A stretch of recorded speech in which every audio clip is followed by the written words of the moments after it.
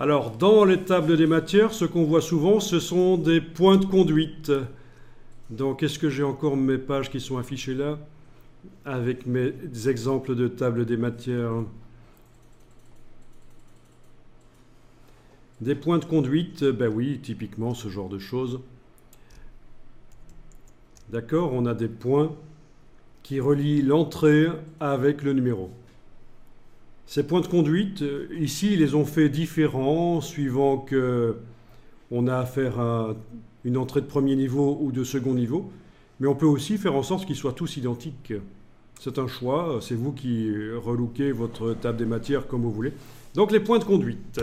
Alors les points de conduite, il y a deux manières de les faire. Sur le bloc directement, en utilisant une tabulation qu'on met au-dessus du bloc et on va indiquer le point de conduite, ou alors dans le style des entrées, on peut aussi indiquer une tabulation. Le plus simple à faire, c'est de le faire sur le bloc, mais le problème, c'est que chaque fois que vous allez mettre à jour la table des matières, ça va s'en aller. Bon.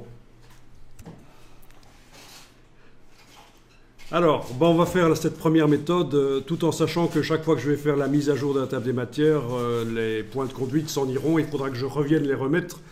On peut se dire, tiens, à la fin, quand le document est fait, je mets les points de conduite. Bon. Alors, vous sélectionnez le bloc et vous allez chercher menu fenêtre, texte et tableau. Non, excusez-moi.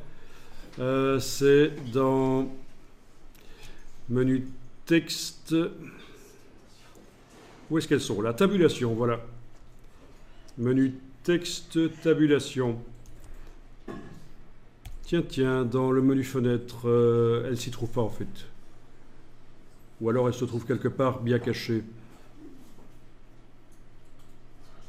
Bon.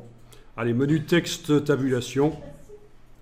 Et vous avez une palette qui arrive, la palette des tabulations. Quelle surprise! Et elle est venue se coller tip-top au-dessus du bloc. Mais c'est pas grave parce que si vous la déplacez, vous cliquez sur l'aimant et ça va venir se coller sur le bloc activé. Haha! Génial ça, hein?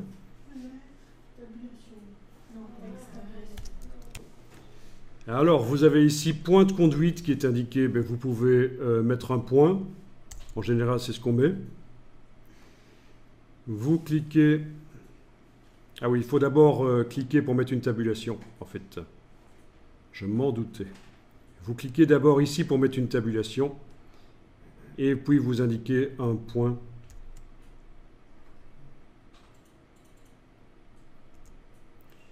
Et touche tabulation. Donc c'est bizarre, c'est un peu bizarre. Il faut d'abord, en ayant le bloc sélectionné, mettre une tabulation en cliquant au-dessus de la règle. Vous la voyez, la tabulation? Je n'ai pas des 140 et 150.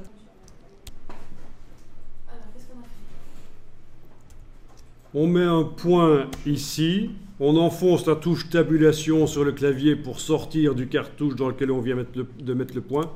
Donc ce qu'on a mis est validé et vous avez vos points de conduite qui sont là. Alors la position du curseur ici n'a pas d'importance en fait.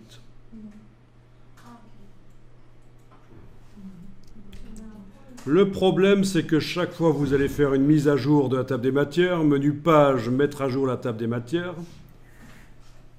ben ça disparaît en fait. Bon, il y a même plusieurs choses qui ont disparu.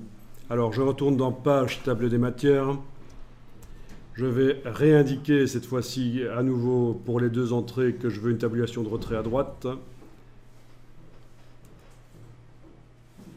Voilà, enregistrer le style. Je mets à jour parce que tout à l'heure j'ai oublié de mettre à jour le style. Et donc, résultat, à chaque fois que je fais la mise à jour de la table des matières, ma tabulation de retrait à droite ne revient pas non plus. Ok, maintenant c'est inscrit. Vous avez vu, hein? Page, table des matières. Il ne faut pas oublier, après avoir fait ce qu'on a fait tout à l'heure, c'est-à-dire mettre une tabulation de retrait à droite à la place du signe de tabulation normale, il ne faut pas oublier de cliquer sur enregistrer le style. Enregistrer le style sous le même nom que celui qu'il utilise actuellement. Ça vous demande donc si vous voulez mettre à jour le style. Vous répondez oui.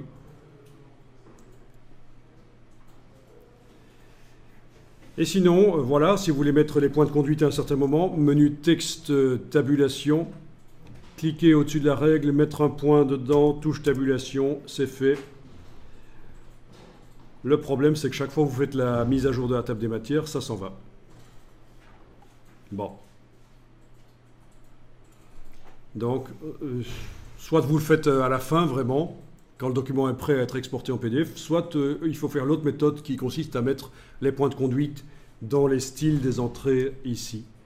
Et ça, c'est un peu plus compliqué, on verra plus tard. Déjà, arriver à faire ça, c'est génial.